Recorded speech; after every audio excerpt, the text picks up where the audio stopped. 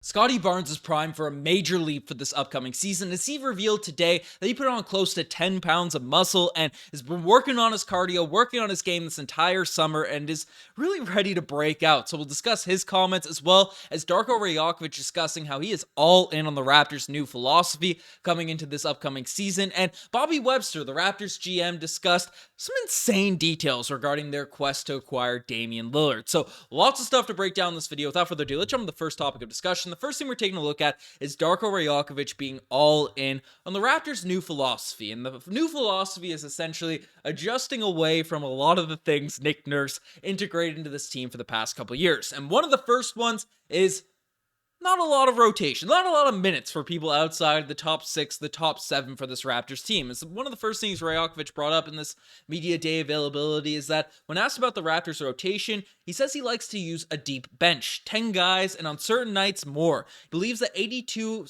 games is a very long season, and we've got to be smart with the load we're putting on our players for the long run. And this is something that will be refreshing for the Toronto Raptors as night in, night out last season, we saw guys like Fred VanVleet, like Pascal Siakam get absolutely slogged down with minutes. I mean, it especially caught up with Fred VanVleet. In years past, it caught up with Kyle Lowry, later in the season where just night in, night out, they're asked to play so many minutes. Nurse has put OG Anunoby, Fred VanVleet, Pascal Siakam all in the top 10 in the league in minutes for the past season or so. And basically, it's not sustainable, and a part of it is the Raptors didn't have a deep bench, other players weren't performing, but under the Rajakovic system, sure, we still don't have a lot of depth, especially at the guard position, but people we know will at least have that chance to come in and have some run and have some opportunity and hopefully take advantage of it, whether it's the Malachi Flynns of the world, the Jeff Doughtons, Marquise Noel, who's primed or saying he wants to be the greatest Toronto Raptor of all time.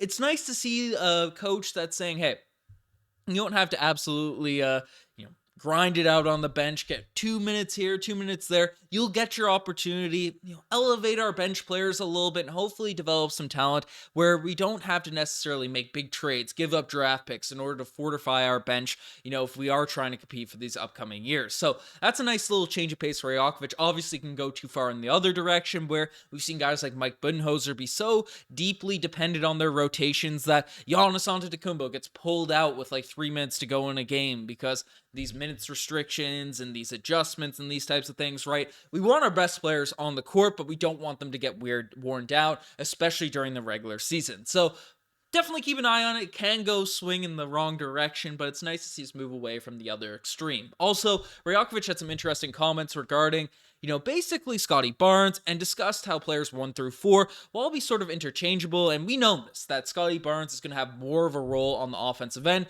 with the ball in his hands, be able to do a bunch of things. He's like a Swiss Army knife out there, right? He grew up playing point guard. He thinks of himself as a point guard, but he's also a big wing that can cut off the ball. Hopefully his jumper's developing in those types of things, but he can slash, he can cut, he can facilitate for others. So Rajakovic is trying to use everything he can with with Scottie Barnes. Additionally, he discussed how the team's offensive philosophy that Rajakovic reiterates that he wants the players to move the ball and make quick decisions. I've never liked ISO heavy basketball, he said, and he also wants to attack the paint and thinks that can make up for the lack of elite shooting. And definitely, especially with the fact the Raptors weren't a strong three-point shooting team last year, and we lost our highest volume three-point shooter in Fred VanVleet and replaced him with a guy, Dennis Schroeder, who I'm very excited with the pickup, but isn't regarded as a highly touted three-point shooter. So, the Raptors shooting likely got worse. Maybe Grady Dick could help that. McDaniels, maybe if he takes a leap in shooting. There's places where it could come in different areas, but it's likely we're going to have a worse shooting team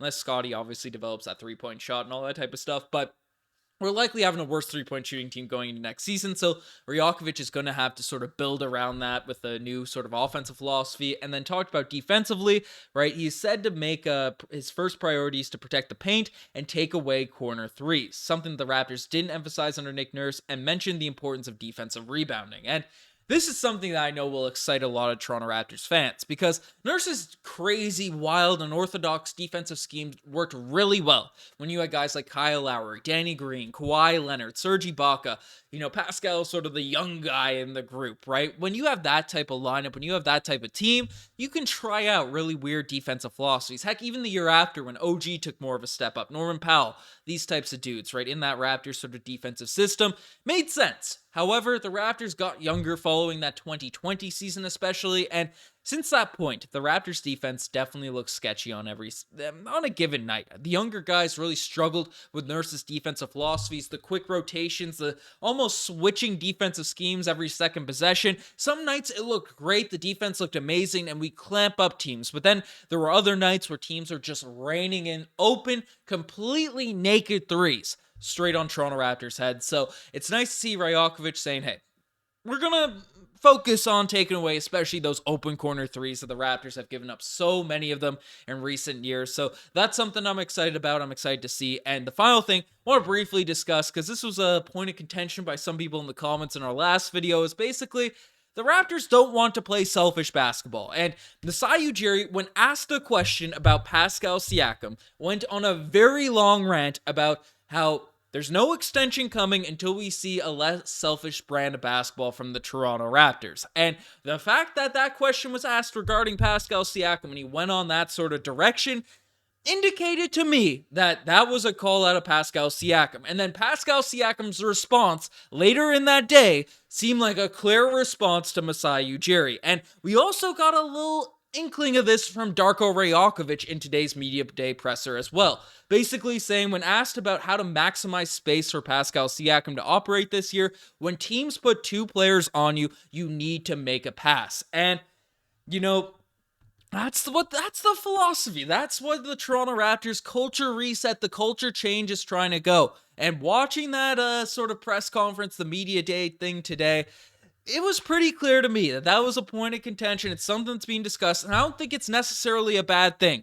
But star players are getting called out. Players on the rest of the team, they're all getting called out for this. So, I don't know. It's going to be something to watch out for. We'll see if that isolation-heavy basketball ends up happening, but definitely keep an eye on Pascal Siakam and how that relationship works out with the Raptors front office, Rajakovic, and all that type of stuff. But just wanted to address that because some people weren't agreeing with me, and people are, you know, it's fair enough, however you want to interpret it. But it was pretty clear to me and a lot of people that that comment from Masai Ujiri earlier was directed at Pascal Siakam. I personally am not swayed by the arguments I heard in the comment section, but fair enough. I definitely not 100% right. I'm not in the room with Masai Ujiri and Pascal and all these types of dudes. But next thing we're taking a look at is Scottie Barnes gaining serious muscle and potentially bound to take a serious leap going into next season, because one thing that definitely has me excited is just the look of Scottie Barnes right now. You can see it. This man's is cut. This man's is yoked, and Scottie Barnes is a guy that we need to take a serious leap, given the fact we didn't make any serious roster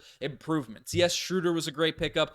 Otto Porter Jr. being back could be nice. McDaniels could be a nice piece off the bench. There are some nice pieces for this Toronto Raptors team. Grady Dick is a nice acquisition, but we didn't make any big blockbuster moves. And we lost Fred VanVleet, replaced him with Schroeder. This team is very similar to what we had last year, but it seems like Scottie Barnes is sort of ready to go in terms of taking that leap for the Toronto Raptors, as basically he came out and revealed that Barnes said he did more running this summer, and he mentioned conditioning as a focus after last season. He feels really good, put on some more muscle, and gained 9 pounds. For the first time, he's been about 240. 9 pounds, love the specificity. That's what Eric Green saying. And then Josh Lewinberg elaborated on it a little bit further that Scottie Barnes, he did a lot more running this summer in an effort to improve his conditioning. 9 pounds, and he feels really good. So Scottie Barnes is out here sort of working on his body, working out on his athleticism, and we know Scottie Barnes is, you know, a physical specimen. He's exactly the type of player you want built for a star player, you know, a potential star player. He has that build, long arms, big wing, can dribble,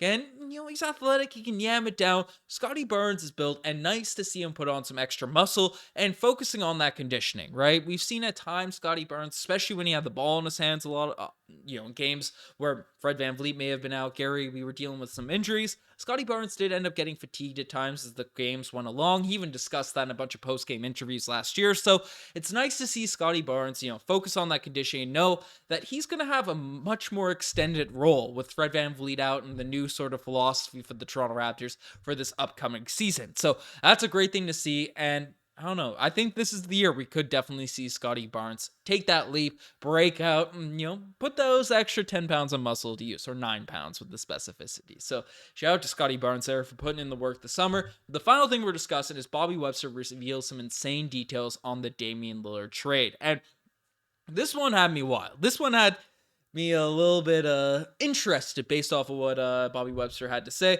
I'll pull up the video and we'll react to it. So here it is. How close were the Raptors to acquiring Damian Lillard, Bobby? Obviously, you have to ask them. We were very aggressive. I'd say probably the biggest offer we've ever made for a player. Now, I feel like this could have been its whole own video, but I know we made a bunch of topics on Dame and it didn't happen. People are sick of the trade rumors and the free agency stuff and all that. I get it. We're headed for the season. We're waiting for basketball to come back. But that is a big quote there from Bobby Webster. That is a massive sort of statement that he kind of just dropped out there. That's one of the most significant packages they offered up for a player. Given the fact just a few years ago, a guy that Bobby Webster really led the orchestration of the deal of the Kawhi Leonard trade, where we gave away our franchise cornerstone, DeMar DeRozan, a young piece in Jakob Poeltl, and a first-round pick. That the offer we were offering up for Damian Lillard was the most significant package in terms of players. I don't know. Obviously, OG Anunoby wasn't in any of those deals, but how many draft picks are we willing to give up? And I mean, if the Blazers were that close, as it was reported, that close to accepting the Toronto Raptors offer, and given the haul that they ended up receiving, right, 3 first-round picks, 2 pick swaps, DeAndre Ayton, Robert Williams, Malcolm Brogdon, like, they got a haul. So if the Raptors were competing with that for Damian Lillard, it's pretty interesting. It's pretty wild to see what the Raptors could have potentially been dealing with there. So, hopefully more details get revealed. Hopefully not. Hopefully in a few years. I don't want any more players, any more disgruntlement in the locker room or anything like that. But interesting comment there that we could definitely speculate on for hours about this potential Bobby Webster stuff. But let me know what you guys think about all this Toronto Raptors news. Subscribe to the Raptors Digest if you guys want to stay up to date with everything regarding the Toronto Raptors. Anyways, you guys are the best. I'm signing out. Cheers.